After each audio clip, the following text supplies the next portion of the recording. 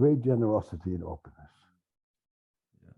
But it's very difficult to logically think ourselves out of a very traumatic situation. It seems to me like you're an advocate that talk therapies can be a useful tool, but probably they're not going to completely heal someone of their trauma. Is that the right impression? Yeah, that's correct. That trauma doesn't lodge in the rational part of your brain. You don't get traumatized because you're stupid. And so for you to explain to me why I feel this way might sort of be helpful to help me understand why I have all these weird reactions. They won't make them go away. And it also make me feel very offended again, because like, I know I'm crazy. What are you going to do? How can you help me to not feel crazy? And but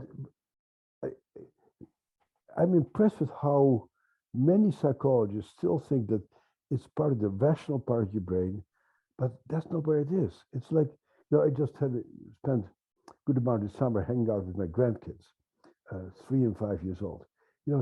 If a 3-year-old wakes up in the middle of the night screaming, you don't explain to them what's going on. You hold them and you rock them and you sing songs to them. Huh?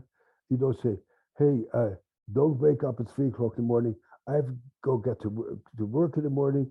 And if you wake me up, I'm going to get grouchy, and then I'll go to work and I get fired from my job because you wake me up at 3 o'clock in the morning.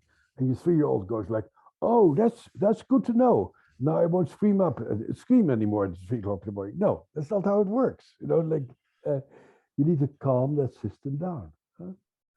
And that's not a rational process.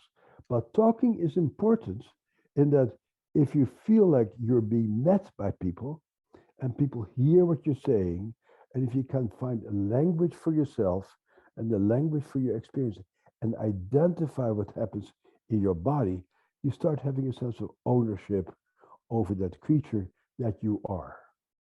So language is important. It's not enough. You need to actually work with the physiology, and you need to have experiences, visceral experiences, that directly contradict terror and helplessness.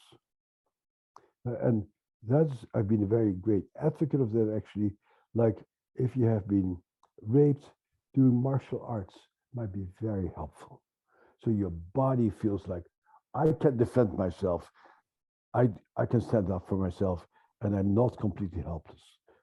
To have an experience of a very loving experience, sometimes on psychedelics, let's say, give you feeling, oh, I see the world in a more generous and warm place, deep down in my bones now.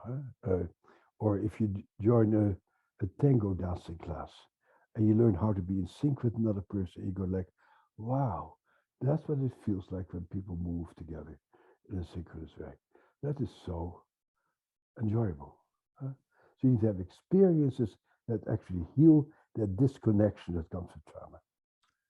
I've said on the show for quite a long time that I personally find it incredibly difficult to control my mind with my mind.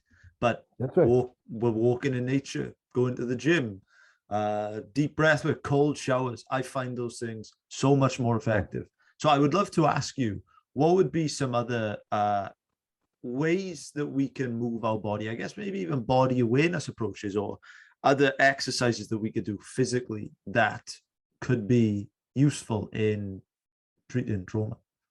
So the only thing that I've studied, like scientifically, is yoga.